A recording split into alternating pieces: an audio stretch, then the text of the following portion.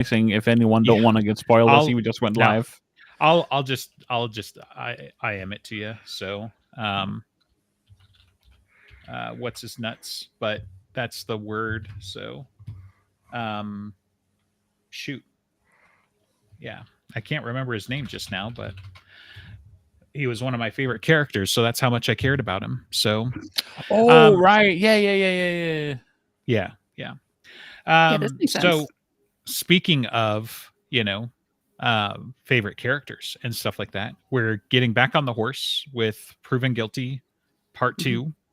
And proving you guilty for not being subscribed to this YouTube channel. Don't forget to subscribe, like, and comment. That was one of the cheesiest segues I've ever heard. Man. Yeah, I think because you called it cheesy, I think that's why it worked for me. But so it was supposed to be cheesy. That. Yeah, drizzle that. Delicious. All right. We're on chapter 11. So last time we had the blow up at the carpenter's house. Harry saw Michael for the first time in like 3 years. The blow up between Molly and Charity. There are multiple blow ups at the carpenter's house. We have to be specific here. Do we? Yeah. The first blow up at the carpenter's one at the door? The one where mother and daughter start fighting and Michael decides to take mercy on Harry. So. Well, because there's other shit that happens at the carpenter's house. Yes, but not in Proven Guilty. Yeah. And not up to this point. Do you want to recap or not? I'm just being, careful. There are multiple shit. The point is, one of my favorite, random, I don't know if it's Freudian slip is the word that comes to mind, but I don't know if that's accurate. But the whole Molly got arrested for possession. She what? Of drugs, Harry. Jesus, man. So. But anyway, so that's where that left off, and then Harry, I believe, just travels by cab to SplatterCon, right? So he goes with Molly to SplatterCon. It better have the 3 exclamation points, or it is incorrect, whatever. Misspelled is the words I was looking for. So Harry goes into a horror convention, and he might have some PTSD or something because, he gets his name tag, and he gets, I'm an innocent bystander, I think, right? Yeah. So, and then he turns around and see these little teens that he, is too old to have thoughts about somebody so young. And then one of them flashes a smile at him, and she's got fangs, and he almost incinerates her, So yeah, there's a lot of visual here that I think would be fun, with just the whole, because I think he full on starts drawing in power and his staff starts smoking or something like that. And it's like, whoa, stand down, buddy. So. But yeah, so Molly's with him at this point, right? Yes, because she's asking about Rosie. Sandra, I think, and asking about Rosie, which we will meet in a moment. In a few minutes in book time, but whatever. But yeah. So they're going back and forth, and Harry's asking questions, and Molly is all reverent about the only thing she's ever been reverent about, practically, right? Because all the effort that she's helped put into it and in their things, and Harry's being a wise ass because it's Harry, and what else? And Molly's like, well, you don't have to make fun of it. Actually, I do. I make fun of almost everything, So it's like, your sacred cow is not special. It will be made fun of. Right. So, so after that, he wants to go see the bathroom where the attack happened. That's the primary reason why they're there. So Molly led me down the end of one of the long conference room hallways where there were the usual restroom doors. One of them had been marked over with 3 bars of police tape shutting it, and a uniformed cop sat in a chair beside the door. The cop was a large black man, gray in his hair at the temples, and he sat with the chair leaned on its rear 2 legs so that his head rested back against the wall. He had on his uniform, but had added on a SplatterCon name tag. He had filled it in with the name on the card with marker 2, though his blocky script said, "Hi, I'm Red, an authority figure," and the uniform name stripe on his shirt said Rollins. So anyways, Rollins, he's one of my favorite like tertiary characters, right? So it's dumb because the actor that I've got in mind for him is probably not old enough to play this, or at least would need some makeup or whatever. But we've been watching Resident Alien, and now I can't get the sheriff out of my head. So they've got, he introduces himself as like Black Mike or Big Mike or whatever it is. I mean, it's Black Mike at first, but they were like, no, we're not going to call you that, but anyway, the actor, like, now that's all I can visualize when I'm reading through this and whatever. So if you haven't seen take Resident so long, Alien, he'll probably age into it correctly. Sure. Yeah. So, but yeah, we're starting this next week, so we need people now. All right, but he doesn't show up until book 7. True, that's fair. So that's for season 2. No, not unless we're getting like 50 episode seasons somehow. Which I don't imagine is going to happen because people just lack vision and our love for the show. But yeah, so. Anyway, they're talking back and forth, and Harry's like, I was sort of hoping I could get into the bathroom there. Rollins pursed his lips. There are 2 more on this floor. One's back near the front desk, and there's another at the end of this conference hall. I like this one. I want to go on this one. Right.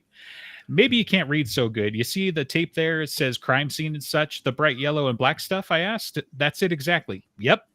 Well, that's what we police use when we have a crime scene and we don't want nosy private investigators stomping all over it in their big boots, contaminating everything, he drawled. So but I'll step on my tippy toes, or I'll use my tippy toes, something like that. But the language of wise asses, right. I mean, I know why. Are we having a wise ass off? Yeah. So I know why he's one of your favorite tertiary characters, because he's as creepy and wise as he is Dresden, and that's definitely a big draw for you. Sure. And I mean, he's grounded, right? Like I definitely get endeared by the guys for some reason, about the guys that are like completely out of their depth with what they're dealing with. And I think, I mean, we'll get to it in a little bit, but like Rollins actually probably is like my perfect archetype in that regard, right? Obviously I love me some wizards, right? But right behind that, or maybe even adjacent to that, is the guy that is like, I'm out of my fucking depth and I'm still going to be as competent as I can be. And that's Rollins, right? Like if Harry had not been there, Rollins would have died just with everybody else, right? But that didn't stop him from engaging with the psycho. It didn't stop him from doing the right things. It didn't stop him from calling for backup and just being like textbook perfect. He just was out of his depth. And, there's something to be said about that, So I don't know. It's a trope I enjoy, but anyway, so they're having a lot of back and forth, and Rollins is asking Harry why he's interested, and it's like, well, girlfriend thinks that he's innocent. The girl always thinks they're innocent, Dresden. So, problem is that there's pretty good evidence that says he ain't good enough to send a repeat offender upstate unless the lab guys find something in there or on the old man to clear him, which brings us back to why you ain't going in. So he negotiates to the point where it's like, what if you just open the door for me? It'll take just a minute. Maybe I'll see something you missed, his usual type of thing, because he's going to cheat and use the site, So, yeah. So, taking a step back, leaning into the theme that we're doing with this episode series anyway, right? Do we want to like show the fight through his wizard sight, or I was like, do we even lead it with like a cold open and one of those, like you saw the previous events and then we jump forward to the future, transition type of things. So we got a short description of the fight already from Kid when Harry was picking him up, because it's like, you have to tell me information if I'm going to bail you out of jail. This is the exchange. Sure. So we got the short thing, of which I think he only says was that like, but he was in a stall. So yeah, there was a lot of noise, and then the guy is injured. And so, right. I mean, we can show it in like not quite Rashomon versions of like the same thing in different times of now what Harry can see here, which is, but whether he sees any form of detail or not, I guess is a question. He can see like energy signatures, but he can't see the actual creature, especially when he's going to get the descriptions of hammer hands from the guy when he wakes up. Yeah, and he only sees like the reflection of a shadow through through Pell's eyes through the sight. So it's like there's plenty of obfuscation there, right? But yeah.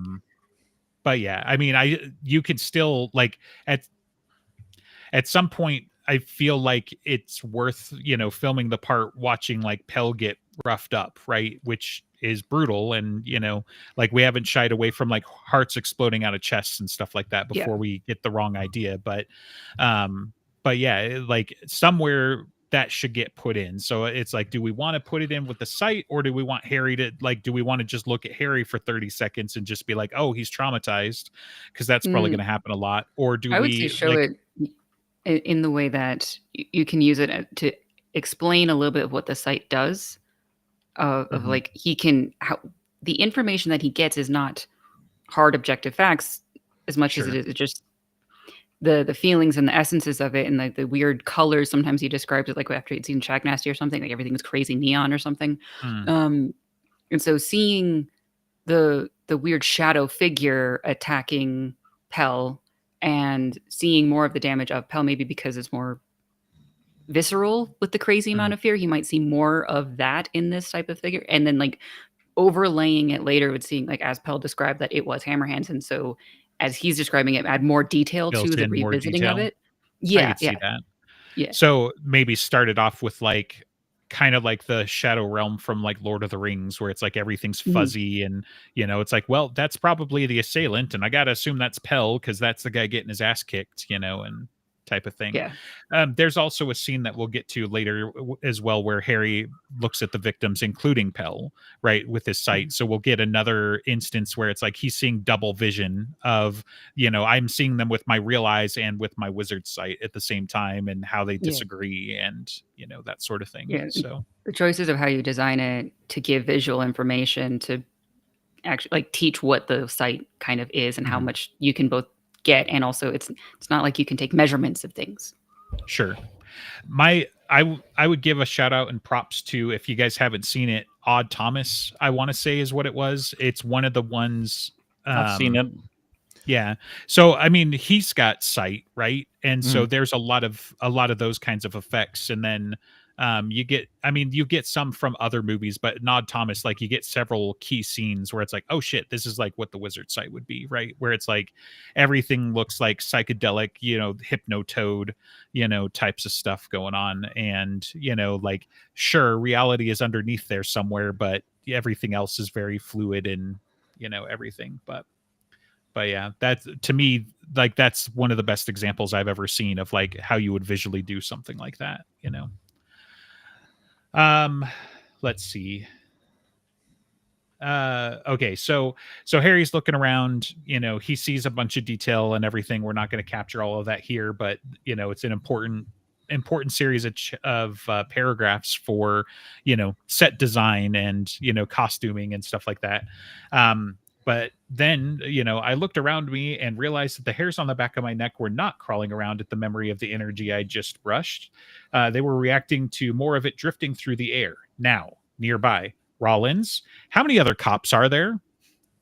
Just me now, he said quietly. He took a look at my face and then peered around, his heavy-lidded eyes deceptively alert and his hand on his gun. We got trouble? We got trouble, I said quietly, shifting my staff into my right hand. The lights went out, and then all of them at once, plunging the entire hotel into pure blackness. And then the screaming started. So,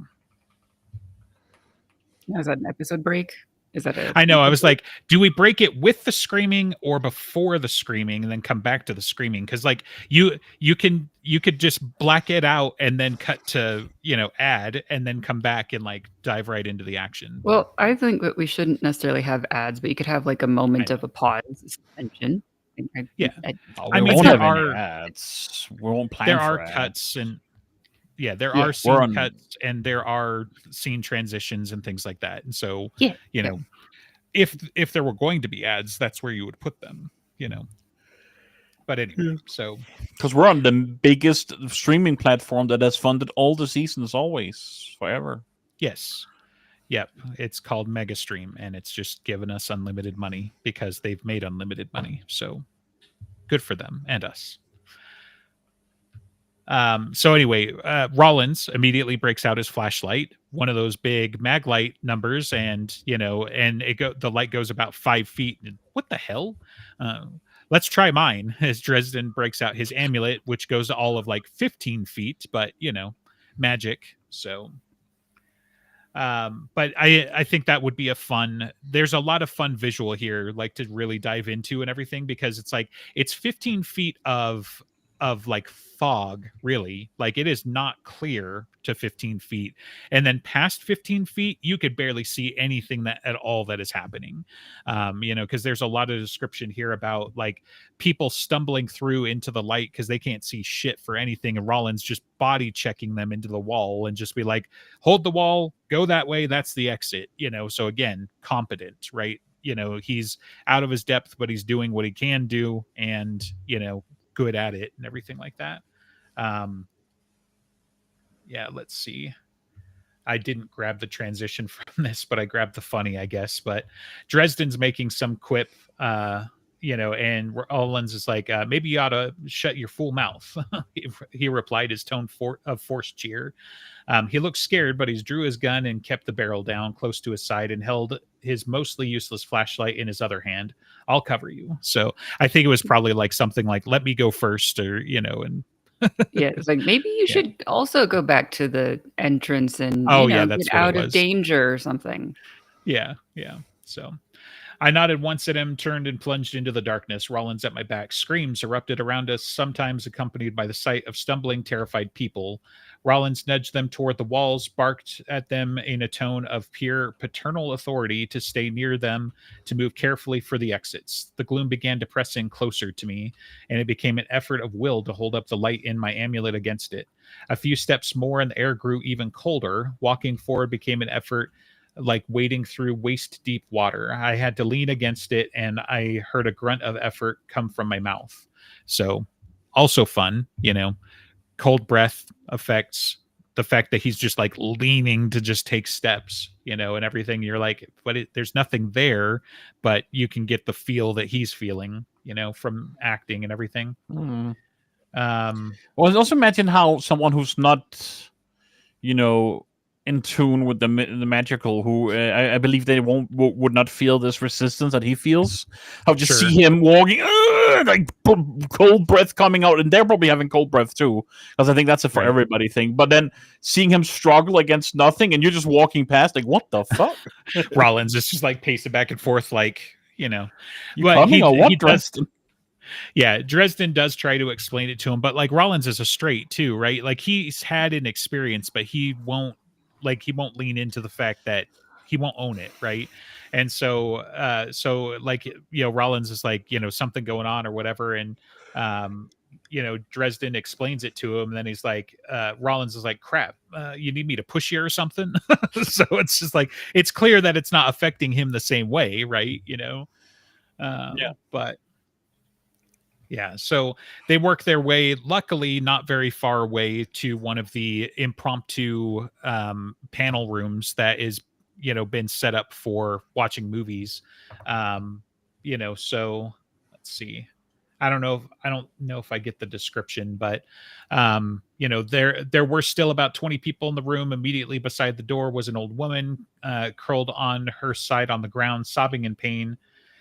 Nearby, a wheelchair lay overturned, and a man with braces of some kind on his legs and hips had fallen into an awkward, painful-looking sprawl from which he could not rise.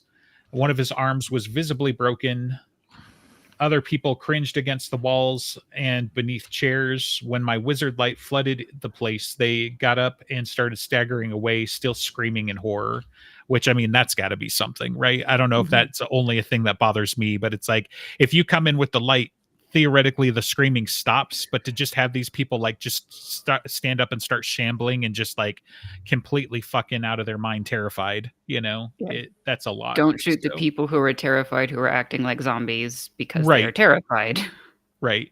Yeah, luckily for Dresden, he doesn't have to be as worried about zombies because it isn't like one bite's going to turn him. You know, he can wait and afford until they try to lunge at him and stuff like that. But Also, he knows this is not the zombie book. He did that already. right, and will again. But yeah, that was last book. So yeah, can't do it. It can't be again. Right. Yeah, straight ahead of me were bodies and blood. I couldn't see much of them. 3 people were down. There was a lot of blood around. A fourth person, a young woman, crawled toward the door, making frantic mewling sounds. A man stood over her. He was nearly 7 feet tall and so thick with slabs of muscle that he almost seemed deformed. Not pretty bodybuilder muscle either, but the thick, dull slabs that come from endless physical labor. He wore overalls, a blue shirt, and a hockey mask. So, you know, not that one though. And there was a long curved sickle in his right hand. See, totally different guy. As I watched, he took a pair of long steps forward, seized the whimpering girl by her hair, and jerked her body into a backwards bow. He raised the sickle in his right hand. Rollins didn't bother to offer him a chance to surrender. He took a stance not 10 feet away, aimed, and put 3 shots into the masked maniac's head. The man jerked a twisting bit and released the girl's hair, abruptly tossing her aside with a terrible, casual strength. She hit a row of chairs and let out a cry of pain. Rosie, by the way, you know, so that's how we meet her. That's also Well, I really get from good this name is for Rollins know how to fucking shoot 3 in the head. Yeah, Right. That's Oh, yeah, not I mean- easy. Well, 10 feet away, it better be pretty easy. So I mean, you actually you shoot guns. I don't, but I recoil and stuff. I would be under the impression that 3 in the head, that like bang bang bang, like that would be pretty hard, even at 10 feet. Still good. yeah, I mean, yes, it is good because, as I've said several times, Rollins is competent. But you got to Yes. think, like, I'm 6 foot tall, right? If you're above 5 feet tall, it is 2 body lengths away, right? So this ain't, you know, you don't even need to get your reading glasses on, you know, for 10 Yeah, feet. but I So still can't hit the target from 10 feet away. Okay. maybe you can't. Yeah, I guess. Okay, so you need some training. Yes. I imagine Rollins is, you know, he's graying. He's been on the force for a minute, so he worked Yes, he with probably Murphy's practices dad, way more than right? I do, and You he's know? like he is stronger. He Yeah. doesn't have the recoil problem. It's just still good. Yeah, Can a non-American, if I ever came to visit you guys, can a non-American go to the shooting range and just borrow a gun and shoot?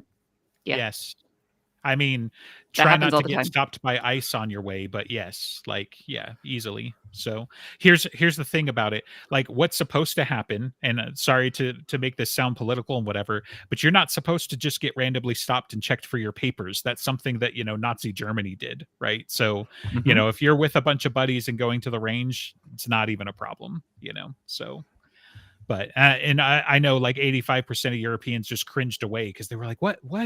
Like, you've got guns in your own house and ammo in your own house, and you could just go with foreigners to the range? Like, yeah, we don't even have a gun club that we got to check in with first, you know. Like, so that's how that works. But How does it work in the US, right? You have to have a Mhm. concealed carry permit. That's also a thing Dresden has Depends a on the problem state. with, that he it doesn't varies have. by state. Yeah. Yes. Well, so he doesn't have, because I don't think Chicago issues. So, you know, So how otherwise many it'd probably be worth his states? time. How many states that are like open carry? Colorado's an open carry. Yeah, it's more western and rural states tend to be open carry, right? So, you know, like, I mean, I think in Utah now, I think we're like constitutional carry even. I've got to double check. Oh, but interesting. but yeah, I so always remember I Arizona actually and don't know New what that Hampshire. means, constitutional carry. it's for lack of a better word, it's propaganda, right? But it's the idea that it's like the right to bear arms shall not be infringed, which means that you can carry it loaded and concealed on your person and do not require a permit, right? So you can Whereas, just have a gun as you Yes. want.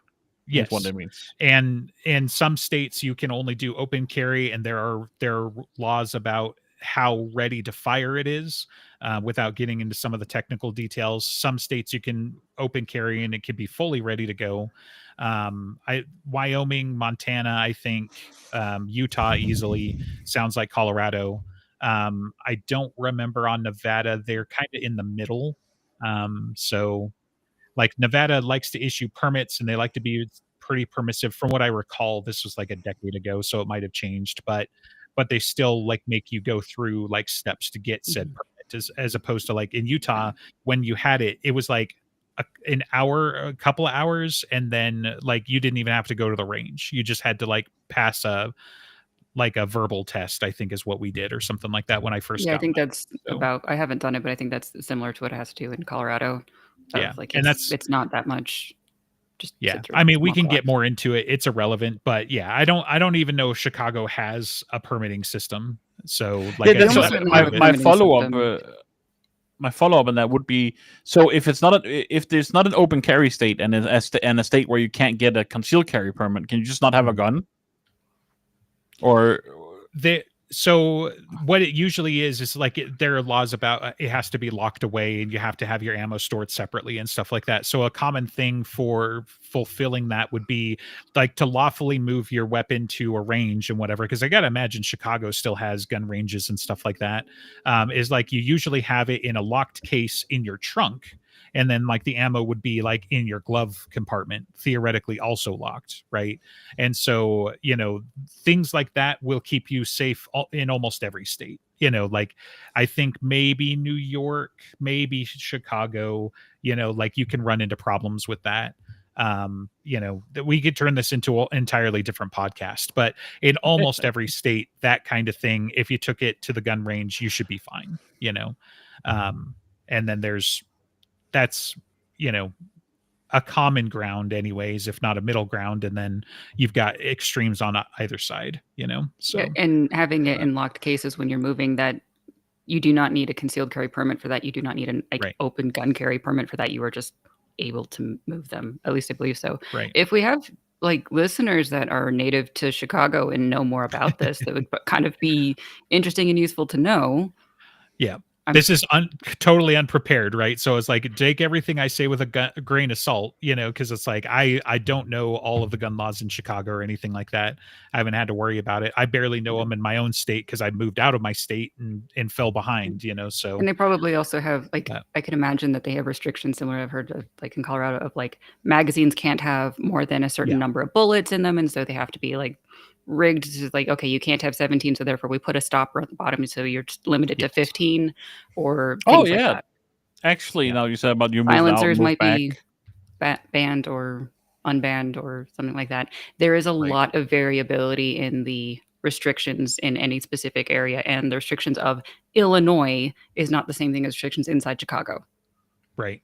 Yeah, we're really 50 countries in a trench coat. And so I think it's important for people to understand that, you know, that sometimes that plays into it, right? So if you visit EG, I would just not bother. But if you come out to the West, you're probably going to be okay, you know? So how does it work when you move to, well, that must be the South then, right? Florida, and you're in the West and you have a gun permit there. You don't have one in Florida.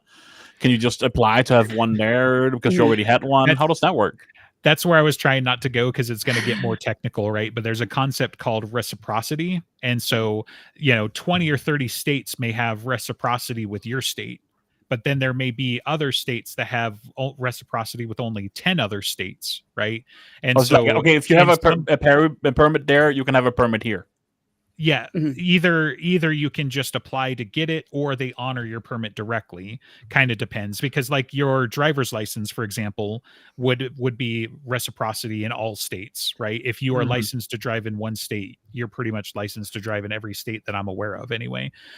So it's kind of more like that, right? So some states have permits, some states don't have permits. Some states don't have permits because you don't need it, and some states don't have permits because they will not issue them. You know, like it really kind of depends. You don't generally have a statewide kind of ban like that necessarily, because you know, the Supreme Court tends to get involved and shut that whole thing down. But certainly like cities and that sort of thing, it can be very restrictive, right? So yeah, I'm not 100% sure on Florida because I didn't bother. Like I just had them, you know, in my house, and that was enough for me. So I haven't been shooting for a little while actually, so I haven't been too worried about. He says now 3 in the head and 10 feet, yeah, easy. And now when he goes and tries, it's like, no, I still play video games, my dudes. So like I still have hand-eye coordination. So, you know. Yeah. I've also look, it's not exactly the same, but lots of Nerf guns have been fired in this house. So I'm just saying, you know, Is that how you I wake think the my kids up every morning? No. Kick the door in. Nerf No, battle. but it is Get him going early. Yeah, it is a constant, like, can we do a Nerf fight? Can we do this, you know, sword fight, something, you know, all Nerf weapons again? But, you know, it's like, no, because then we got to go find all the freaking darts. And that's like an hour worth of cleaning up for 15 minutes of warfare that ended in somebody That's crying their because they chores. got They shot want in it. the face. If they want to do it, they have to go find all of those things before they ask. Yeah. I mean, I get creative. I pretend to be authoritarian. Don't let them hear me say this, but you know, like when I'm being serious, it's like for every dart I find, you are grounded for a day. You know, so we're gonna find every dart, and that's like, dude, I found 3 darts. Like, what are you doing? Come on, this is amateur hour. So anyway, but we should get on with it. So I guess the thing with reciprocity, that's also a thing we do nations between, right? Because if I had a driver's license and came to the US, I'm allowed to drive on my European driver's license as a visitor, I believe. I wouldn't take that at face value, but maybe. So I think so. Like at least tourists here are allowed to drive on there. The same as yours. We don't drive the left side, we drive the right. Yeah. I have no idea about that one. Tourists here are allowed to, like, I believe any tourist with a valid driver's license in their country can drive in our country. That's cool, but I don't know that I would do it, even though I could do it, you know, so, but yeah, so maybe, yeah, they're in France, you know, but, so, because we got our roads from them, if you didn't know that, so. I mean, I think most places drive on the right side of the road, except for basically England, who had to be dicks about it, but I don't know. So the funny thing about England is that they owned like a quarter of the world, though, so. Yeah. I thought there was more than just them. So I don't know. I can't think of anything else except for Osaka in Japan. Like almost just this one place in Japan. Actually, it's the opposite. It's that most of the country drives on the left side of the road, and then this one city drives on the right side. To be weird, I don't know. Osaka's a weird place.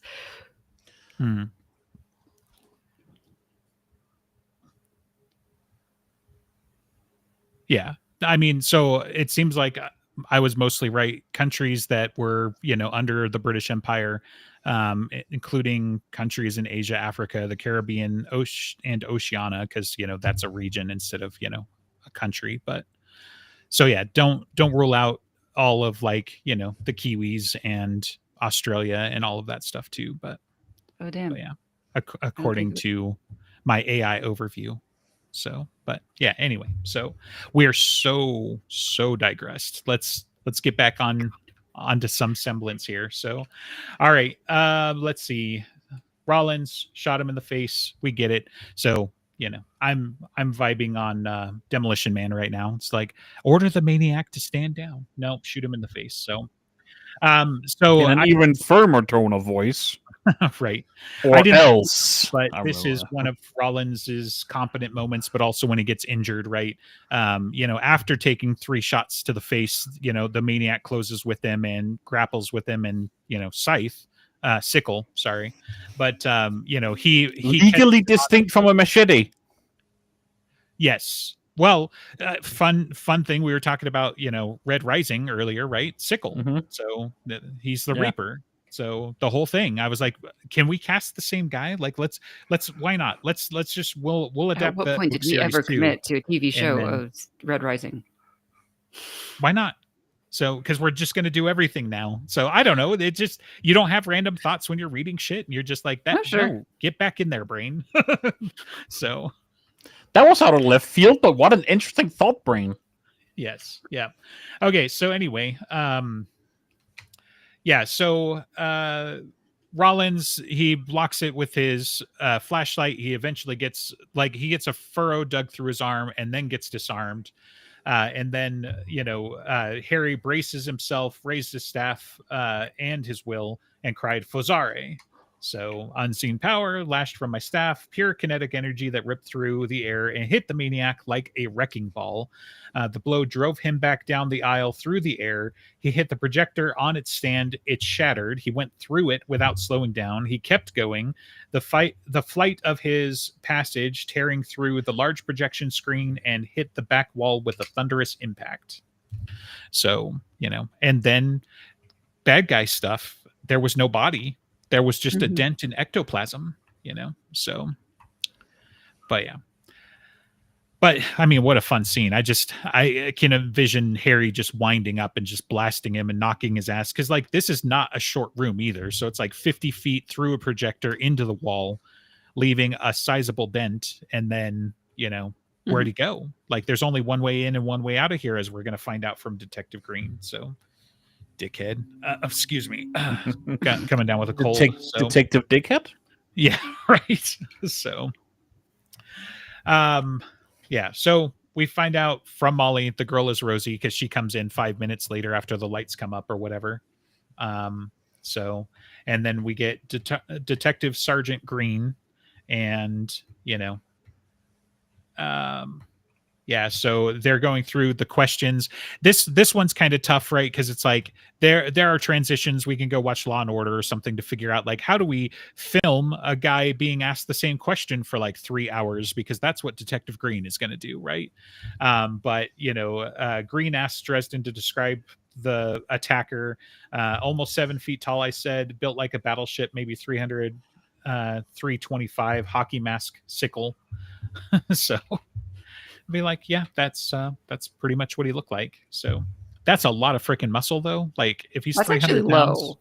I think that's low for the size. Yeah, I've been watching Strongman lately because I'm weird, and those weights that's kind of low for that height. Like Brian Shaw hangs on around 400 pounds. Wow. Okay. Yeah, he's 6'8", so that. Gotcha. Okay. Yeah. So he was a scrawny little strongman. Yeah. Something. Yeah. But gigantic. Anyway. Yeah. All right. Let's see. So yeah, they have Green go through a bunch of times. Dresden does tell it to him straight at one point of like, this is what happened. And then Green's like, no, like you think that's what's happened and whatever. And it's like, look, dude, you asked. So, there's a lot of fun there where it's just like, you're not going to believe me anyway. So I might as well tell you the truth. And then you can not believe that, and it's like, oh, and then he got past you and Rollins somehow. Like, no, because he got splattered on the back wall, So, yeah. So someone touched my shoulder and I opened my eyes to find Murphy standing over. Oh, thank God, someone competent. White styrofoam cup. Evening, Harry. Oh, thank God, I muttered. With coffee. And took the cup. Coffee. I sipped some. Hot and sweet. I groaned in pleasure. Agent of mercy, Murph. So, let's see. Okay, yeah. So Green and Murphy don't like each other. There's a lot of fun stuff. It's like, oh, funny, I don't remember calling you. And then he checks his phone. It's like, maybe I accidentally hit my speed dial. Oh, wait, you're not in my phone. So maybe I entered some kind of fugue state and called you. But it was like Rollins called her because, I mean, he's the cop on scene. I feel like that's within his authority. I don't know. But a uniform trying to do something a detective doesn't like. Right. Well, and didn't Rollins used to be a detective too, though? So that's he keeps. I think he's been it several times. He gets like bumped down again. Yeah, right, and then he gets promoted again because he's a smart ass. And yeah, he should have made captain by now, and then he'd be too old for this shit. So, yeah. So, they go banter. They go back and forth. Green stared at her for another long minute and then said, "Does calling someone an overbearing, egotistical bitch constitute sexual harassment?" Murph's smile grew sunnier. "Come to the gym sometime and we'll discuss it." So, yeah. Yeah. And then I had to pull out the Star Wars quote. "I didn't hit it all that hard. Must have had some kind of self-destruct."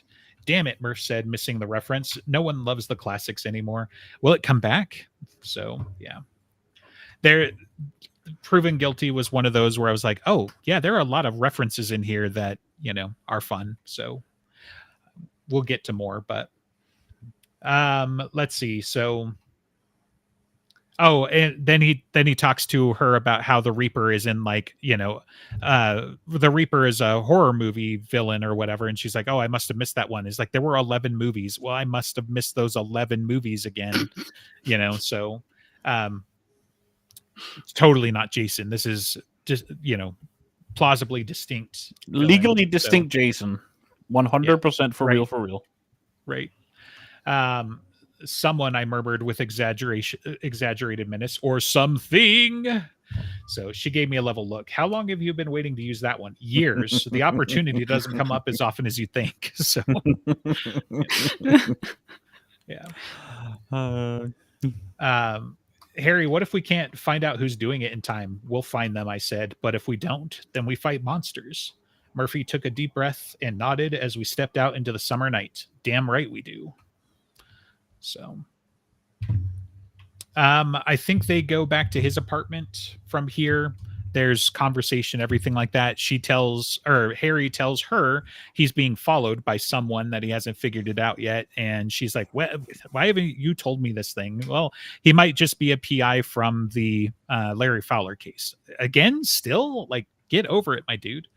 It's like, well, I think he says, like, get over it, my dude. And she's like, well, you did, like, blow up his studio and get his car shot up. So, now I like, I want to, like, does that come up in the book? Did I forget that already? Because it's like, we got to film that scene where, like, Larry Fowler, like, even if it's a post credits, like, Larry Fowler comes out and be like, my car, so it's that's not bad. So it was after the recording, but it was when Marcone's guys were trying to put a hit on the priest.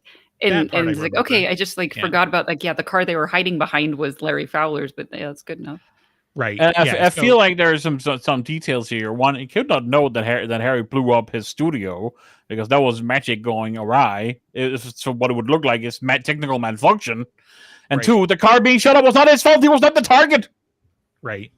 No, I mean, I gotta imagine, like, I'd be curious about the merits of the case, right? Just because I'm a little bit of a nerd for that sort of thing. And, like, are you going to justify to the judge that you think the wizard did it? Is that what you're going to go and try and prove in the court of law? Your Honor, the wizard brought in an EMP. Now, yeah, and to be fair, right, it's probably, like, it's almost entirely civil court. And so civil court has, like, a lower barrier to entry, but they're higher burden of proof cameras, right? So it's like, you saw him not do anything, right? Like, all Harry's defense should have to do is subpoena the cameras from the interview, like the recordings, and just be like, you think Harry has a defense team? He does, would know how to. He talks about it. So I don't remember. He saved somebody's something, and they help out. I don't know if I pulled that out, but yeah.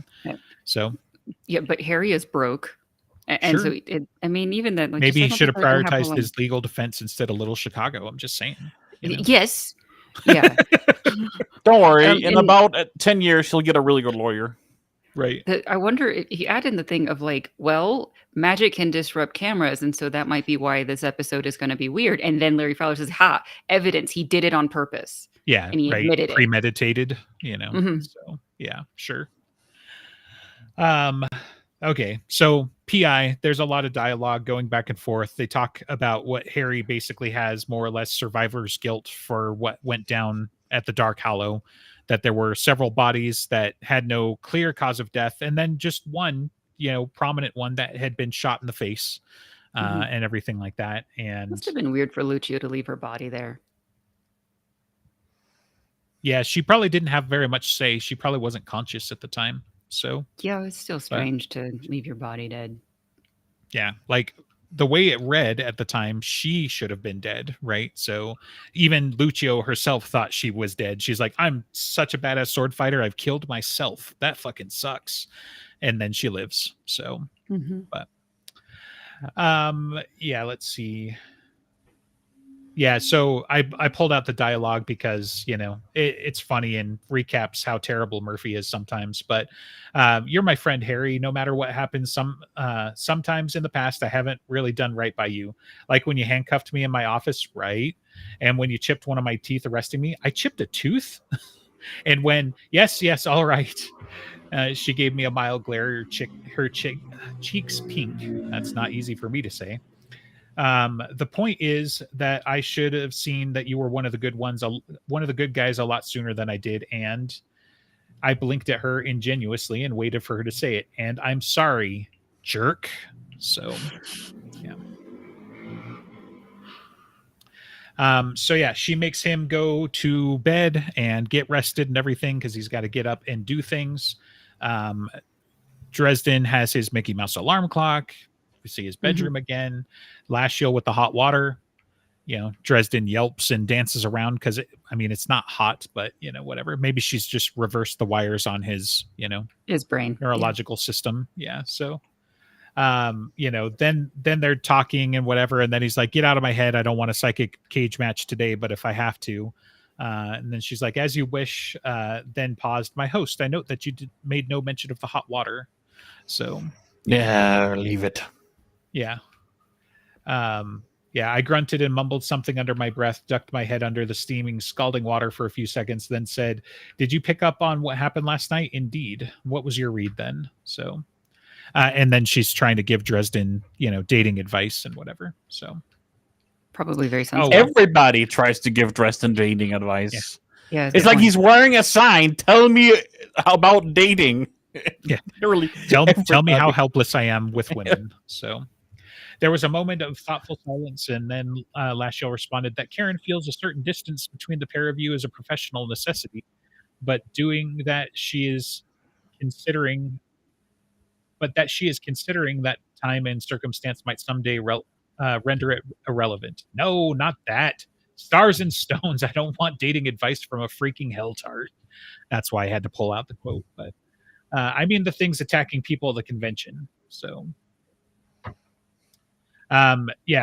Interestingly, she goes on to talk about how time, truth, and love are illusions, which I find is interesting. Now, you might think they're talking about love, so that's what I focused in on. But I was like, no, time has momentum, right? Like time has preservation of history, so like, how is that an illusion?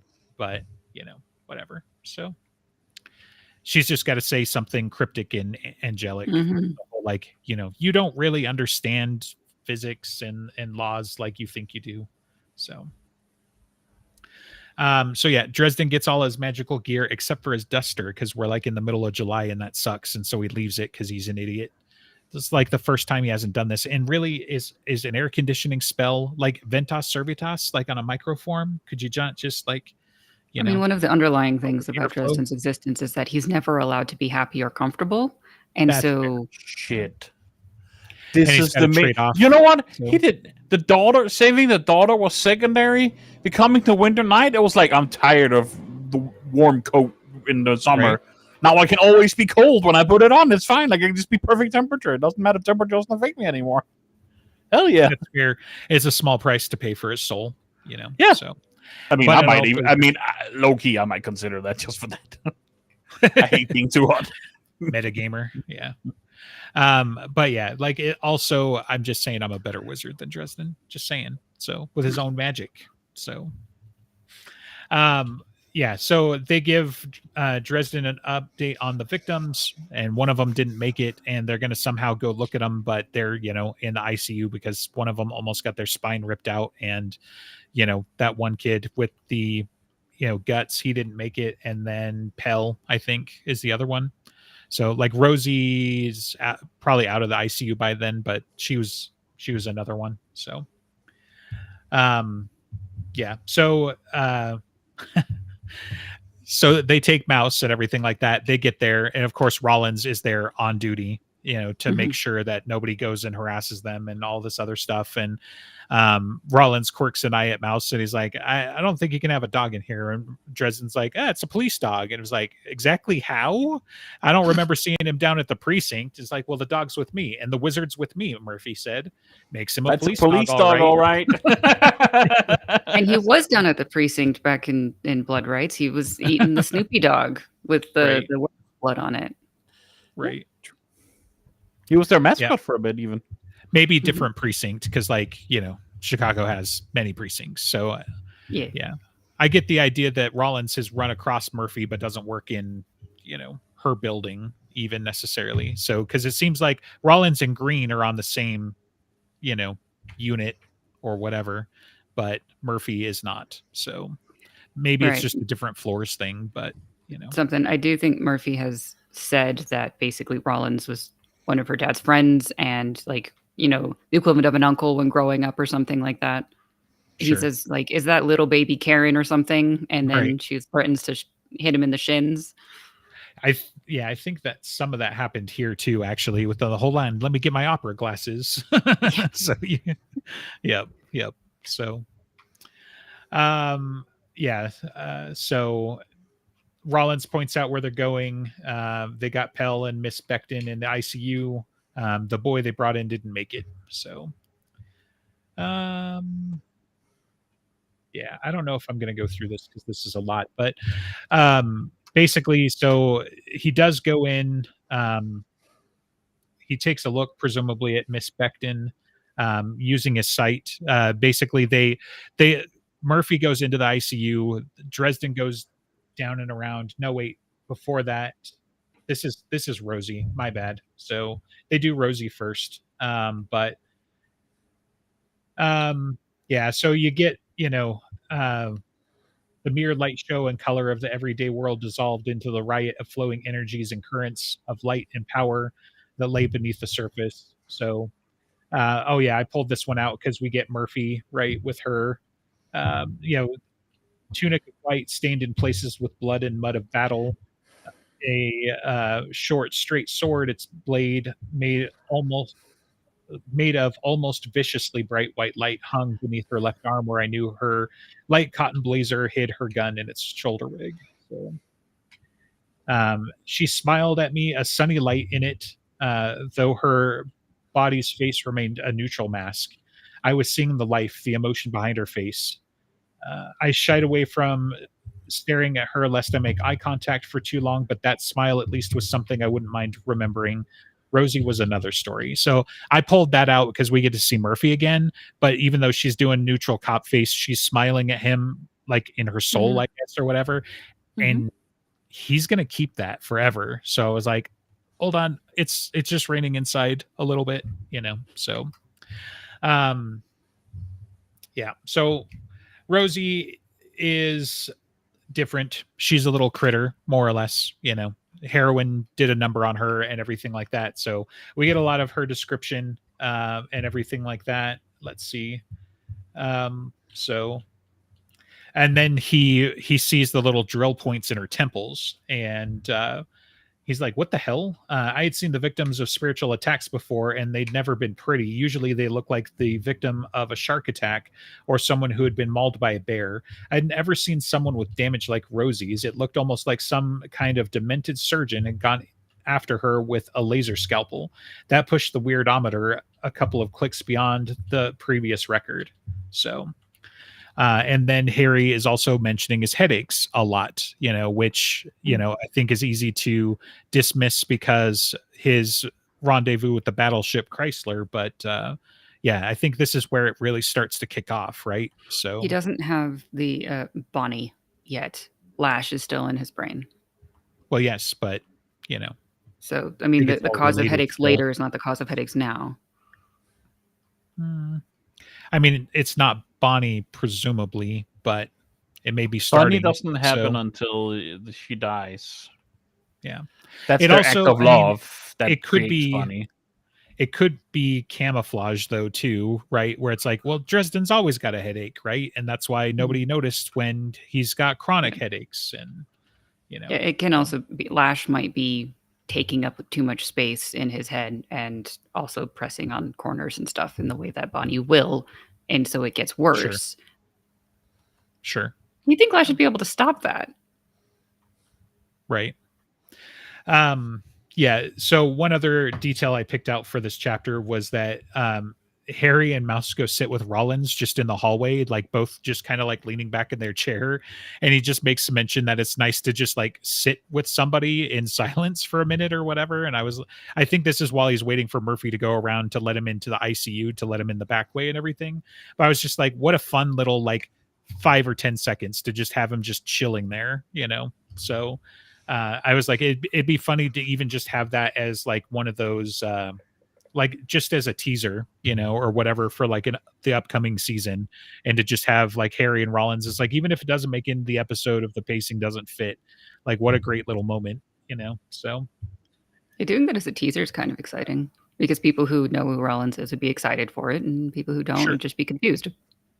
Well, yeah, and you could even do it like, hey, I know you've been waiting like 6 months, but it's coming, and you just got a new waiting gif with just like Harry and Dresden just being like, waiting. So, yeah. Anyway, it tickled me. So, okay, so now he's doing the site. Are you going through the exercise of setting up a TV show to be able to make more GIFs for your Discord arguments? Wouldn't that be a thing? No, I think that's just an emergent property because obviously we have to have footage of Harry Dresden before we can make GIFs of Harry Dresden, so beyond, like, there are a handful that, some artists have done, and I think there might even be a handful from Priscilla's trailer, trailers. She's done more than the one, I think, but yeah, so there's a couple, but there could be more, and I think that'd be a great one. I'm just saying. Mm-hmm. So you're welcome, future citizen. Okay, so the other victim, so young girl, still in her late teens, nervously thin, her hair a shocking color of red that for some reason did not strike me as a dye job. She laid on her front, her head turned to the side, muddy brown eyes open and blank. Her back had been covered in bandages. As my sight focused on her, I saw more. The girl's psyche had been savagely mauled, and as I was watching her, phantom bruises darkened a few patches of skin that remained, and blood and watery fluids oozed from the rest of her torn flesh. Her mouth was set in a continual silent wail, and beneath the real-world glaze, her eyes were wide with terror. If there'd been enough left of her behind those eyes, Miss Becton would have been screaming. So, but then the radio explodes and Dresden throws up in a bucket, trash can, whatever. And let's see. Yeah. Okay. Dresden gets pissed. I guess okay, the I'm all right. There's probably a couple of these, but I skipped over to Pell. So he looks over at Pell. I didn't pull in the whole thing, but like Pell mostly just looks like himself, maybe with a little bit more damage, but it's like, he is made out of shoe leather, and underneath that, more shoe leather, but Pell also one of my favorite characters that, criminally underused and whatever, but he's just one of those guys that it's like stupidly stubborn, right? So whiner. Yeah, exactly. You don't, not even a cast. So who did this to you? Crazy. So it's like, you're not going to believe me anyway, but yeah, Pell gave me a slow shudder before opening his eyes again, dull with fatigue. It was him, the old man whispered. Don't know how, don't make no sense at all, but you could feel it. I believe you. He watched me for a second and then nodded, closing his eyes. Thing is, that was the only damn movie ever scared me. Wasn't even all that good. He gave me a weak little shake of his head and said, buzz off. So, but yeah, so, they found his monster, and then of course it's the big one, right? So chapter 18, the only note I have is Thomas is leaving, but Harry gets home, he's shoving in his door, he gets met with a shotgun in his face. Thomas is there with his footlocker and a gym bag, asks to borrow the gun until he can replace it. He's got enough money set aside, he's finally moving out. He left Dresden a little extra something on the mantle, and it's time to spread his wings. And Dresden the whole time is like, I'm so proud of my brother, and I wish he wasn't leaving and all this stuff, but I can't take this from him. So he's just happy for him, for the most part. And then the cab shows up and Thomas just jets, doesn't even give him a hug. What a dick. So my family's huggers, so it resonated with me. But Thomas might have different associations with such a thing. That's fair, but I mean, your brother. So. Yeah, but they both have issues with emotions. Yeah, mostly because Harry's an idiot. So, yeah. Thomas mostly has issues with they're delicious. So, but chapter 19, he goes to McAnally's to meet Fix. So Fix had grown, and I meant that literally. He'd been about 5'3", maybe an inch or so high. Now he had an inch or so higher. Now he had towered up to at least 5'9". He'd been a wiry little guy with white blonde hair, and most of that remained true. The wire had thickened to lean cable, but the shock of spikes he'd worn as a hairdo had gotten traded in for a more typical cut of the fairy nobles, a shoulder-length do. Fix hadn't been a good-looking guy, and the extra height and muscle and the hair did absolutely nothing to change that. So I was like, I can't wait to be like, give this to the casting director and be like, find me this guy, and be like, yes, we hired you because you're ugly. I'm so sorry, So, what had changed was his previous manner, in which had approximately equal parts nervous and cheerful. The summer night projected confidence and strength. They shone from him like light from a star. When he opened the door, the dim shadows retreated somewhat, and a whispering breeze that smelled of pine and honeysuckle rolled through the room. And it's like, there's no way we're getting that detail into the show, but thank you. The air around him did something to the light, throwing it back clearer, more pure, more fierce than it had been before it touched him. Fix wasn't putting on a face like I had. Goodness, I forgot. Yeah, Dresden comes in with his mean face on and like glowers at everybody, and then Mac doesn't care because it's Mac. So Mac's like, I have fought Satan. Like, I don't give a shit. Like, so anyway. Oh, that's nice. Impressive little baby wizard. You think you can scare me? Right. No, I mean, yeah, he's not doing it on purpose with Mac, I'm sure, but yeah. So this is what he had become the summer night mortal champion of the Sealy court, a thunderstorm in blue jeans and a green cotton shirt. His gaze went first to Mac, and then he gave the barkeep a polite little bow of respect. Then he turned and grinned and nodded Harry.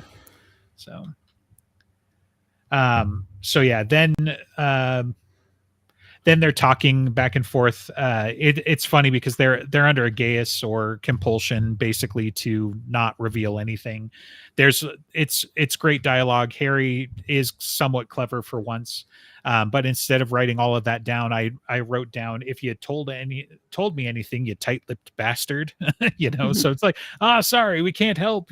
But yeah. So you have to ask the questions and then note which ones that they just shut up and don't do anything with. Right. That is also an answer, but the bottom line is that Mab is erratic. And then they're like, well, we can't answer your question, but there is someone who can, so we summon Maeve and 2 paragraphs of her description. But the young woman who entered the bar could have been Lily's sister. The end. So I don't know why I didn't do Lily's description either, but yeah, I mean, for the costume department and everything, like, have fun, like, make them whatever. But I had this weird thought about Maeve a few days ago, and it's kind of a question of, is this a period piece of the mid-2000s, or is this current time frame? Because it would be interesting or funny to make Maeve do baffling Zoomer speech and no one understands her. Because she would be that toxic bitch on TikTok. I'm with you. However, also she's Faye. Yeah. So, like, she's behind the curve, not on the curve, not ahead of the curve. Like, Faye don't have to be behind the curve in the way that, like, wizards are. Because Molly has a cell phone, right? Like, so Maeve can probably have cell phones too. Sarissa was going to be an actress and shit like that. You had to be part of pop culture and everything. But Sarissa was also a changeling. She wasn't she? No, not. Sarissa's a changeling. Fully. She never chose to be fully Fae. It's possibly a fair point. But there's nothing necessitating that a Fae has to be behind the times. And the opportunity to be a toxic bitch on TikTok. Sure. To make more pacts with people that way? How are we going to present that in the show, though? So let's say you're right and you get everything you ever wanted. Is she going to be streaming McAnally's? Like, is that how we do it? and then Dresden blows up her cell phone because, like, Yeah, to a you certain know. extent. And then in the baffling Zoomer talk that I don't know because I'm not a Zoomer, just like, Yeah, because you're old now. You're over Yeah. 30 and your life is over. So get used to it. Right now, it's got a very slow downward curve, but soon it's going to start speeding up. And then you're going to be like, but I oh, feel I've like always enjoyed the free fall. the So, generations have been getting faster and faster at being just like completely changing the language, no. But yeah, okay. I think. So- But it like it's the question, like if you want to do that with her, which could be fun, you have to Sure. put her in current time for that. And that's not the same thing as making it back in the day when we had Radio Shacks and public telephones. Yeah. I mean, straight up, I just think she's more punk rock to me, right? And like there's more, right? She's also a little bit Miley Cyrus in, the Wrecking Ball days and stuff like that. But yeah, like I get that vibe off of her more than TikTok. And I'm like, I don't hate the concept. So like, is there a different annoying character that we can update it with? But it's kind of tough because Dresden doesn't really interact with the internet other than through Butters. So, right. So I mean, this is a thing that you're making you're winking at the audience more than you're making it comprehensible to Dresden. Sure. Well, yeah, but I mean, he's the central character, so it's got to impact him somewhere, or what's the point, right? He gets mad at her and tells her to stop it. Sure. Incomprehensible. I don't know. It was just I had a weird thought, and now's the time to share. Yeah, I think it'd be funny to have him reference it. It'd be like, "Are you putting me on that TikTok thing or whatever?" And then just like melt her phone, but or whomever is doing it. But yeah, okay. She comes in with like the phone up and everything. Hey, gang, just meeting with the wizard. Yeah, because honestly, now it just occurred to me like the person who would do that even more than Maeve would be Molly. So maybe not as annoying, but Molly, like if it was a modern story, then Molly is the exact right age for all that. She would very much be streaming something. Like it'd be funny to do little shorts of like, okay, so I'm at SplatterCon and the lights just went out and everybody started screaming and like the Is Ruby she not Rod, already so deep in magic that that it would kind of not work so well for her anymore? I don't think she's there yet, but I wouldn't say she's there as of this time.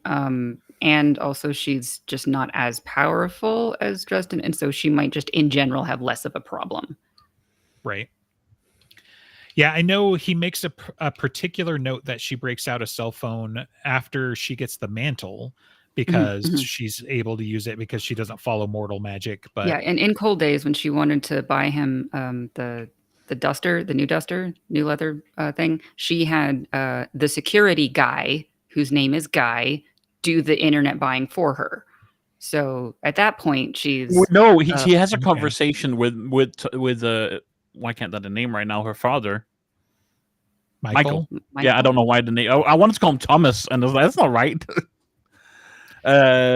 Michael. Weird. He has a conversation with Michael later on in the book. Like, how do you have her living at home? With all like magic and technology, and and she's like with lots and lots of preventive maintenance. True. Kind of thing. Yeah, I do remember that. Yeah.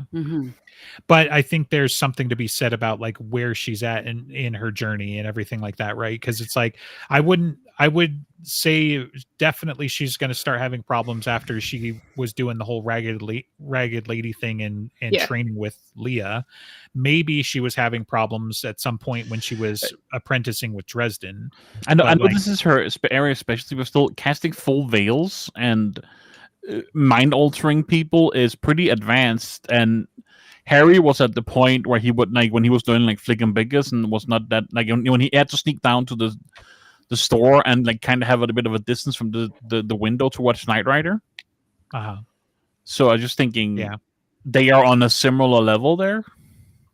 I also think about it more as like a magical field, right? Like it's more about the Murphyonic field that you're projecting, and Harry probably projects everything chaotically and doesn't even realize it's a thing. But, as part of your like being better at, simple magic, I don't know.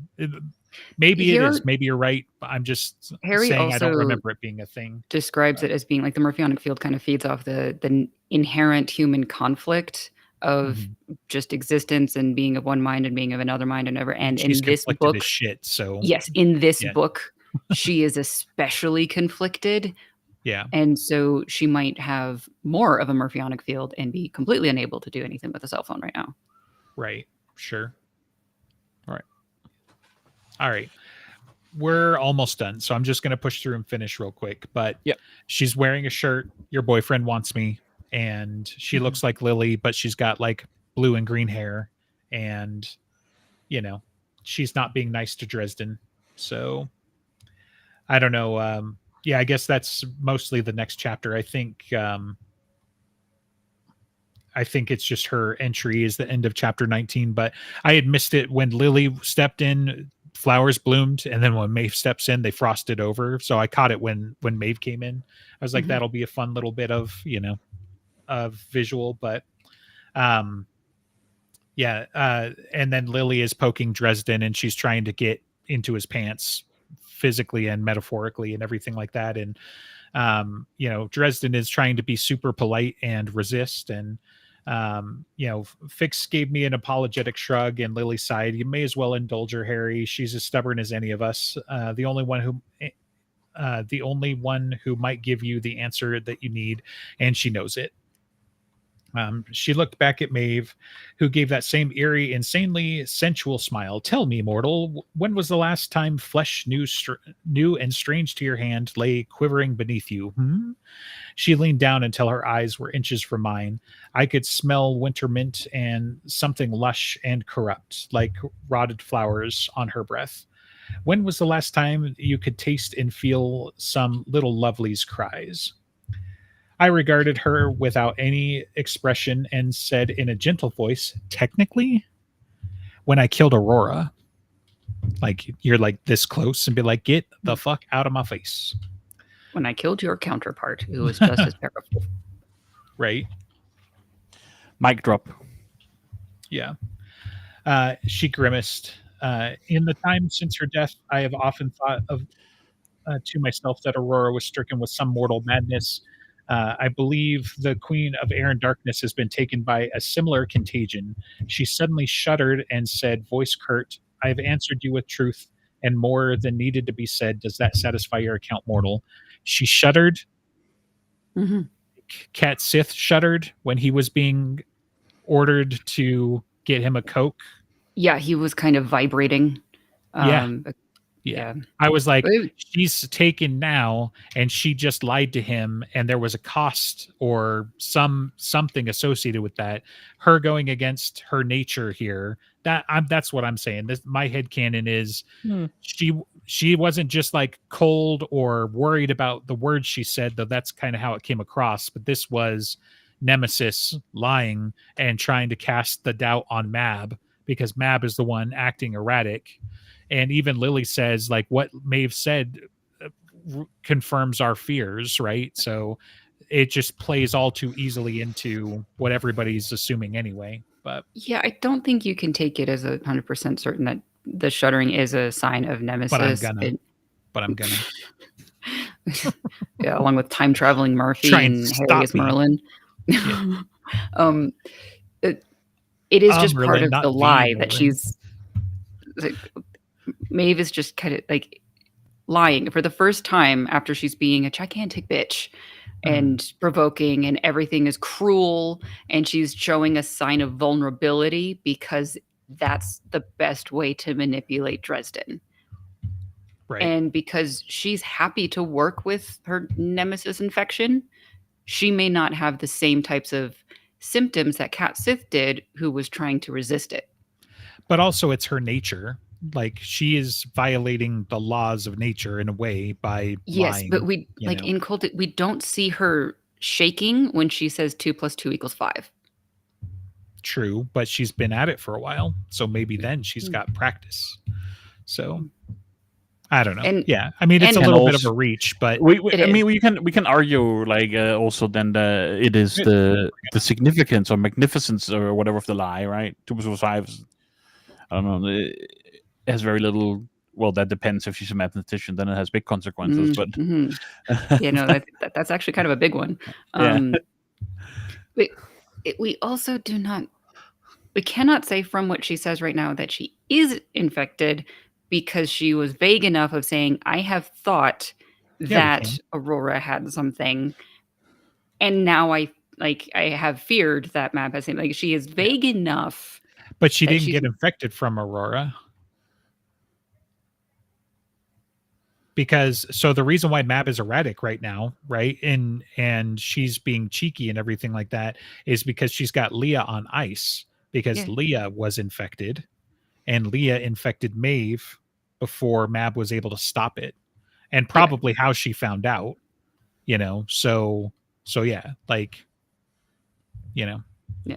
Mab hasn't Anyway, found out yet. Arctis Tor is also under siege in the way that right. Maeve may know, may not know. Maybe probably wasn't a part of it because Mab would have gotten pissed off way earlier. But like it's calculatedly vague that we get to argue about whether she is infected or is not infected or saying a lie or saying a plausible truth. I think she has to be infected by now, though, is what I'm saying, because we're going to see Leah on ice this book, right? Which Yeah. means that she's She's already been grabbed she's because still Mab, infected while on ice. yes. So, But that means that, like, because if Leah's the one that infected Maeve, which she would have had to have been, unless there's a completely other unknown channel on how this happened. And Mab this is states that why it was Mab, the Athame that did yeah, it, and okay. I don't think we know anything that the Athame only had one infection to give.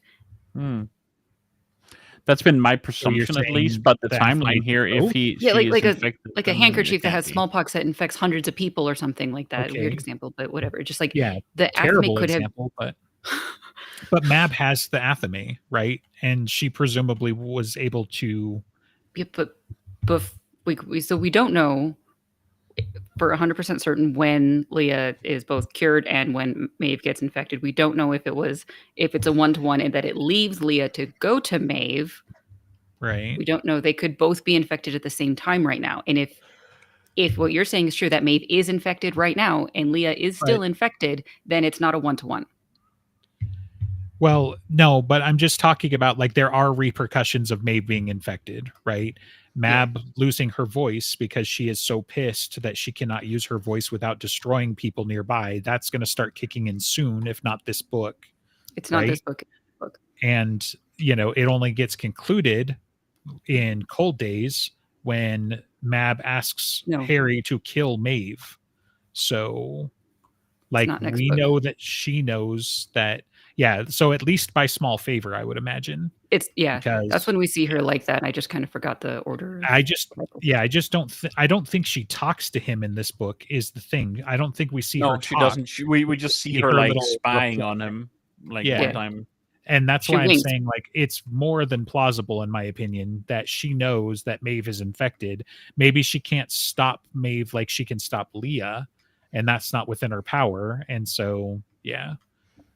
Because the next time we see her, she's like this, and everyone's like, "Oh, Mab's so crazy," and Mab's not defending herself because she's busy being crazy. But yeah, I don't think it's as much a stretch as, you know, some of my other things. But not all of it is a stretch, no. But it's just we cannot 100% for certain say anything in any which way.